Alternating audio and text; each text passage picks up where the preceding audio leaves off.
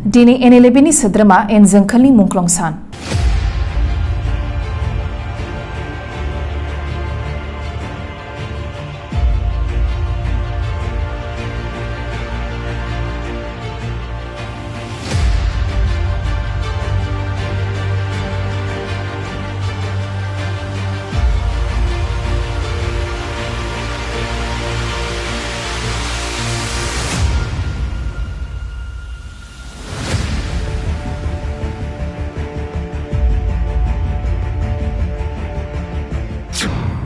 दिनैनि सानावनो सुथुरनि आखायाव अबथिरायै जिउ खोमानांदोंमोन NLBनि गोख्रों सोद्रोमा एन जोंखोला।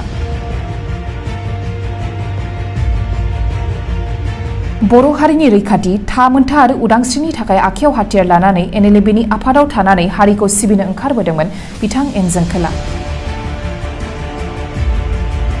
नाथाय दुखुनांथावै थांनाय 2021 मायथाइनि 13 जुलाइआव उदालगुरि जिल्लानि माजबाद ओनसोलाव एन जोंखोलखौ पुलिसआ खास्रि बिस्रि जिउ फोजोबो। बिटिआर गोरोबथानि उनाव गोदानै जोनोम मोननाय NLBनि गिबिसिन मुंख्लं जादों बिथां एन जोंखोल एबा जिपिरियस नार्जारिया। बे हिसाबै दिनै बिथांनि थैनाय सानखौ क'क्राझार सान्दामारियाव थानाय डेजिगनेटेड केम्पआव NLBनि गिबि मुंख्लं सान महरै फालिदों।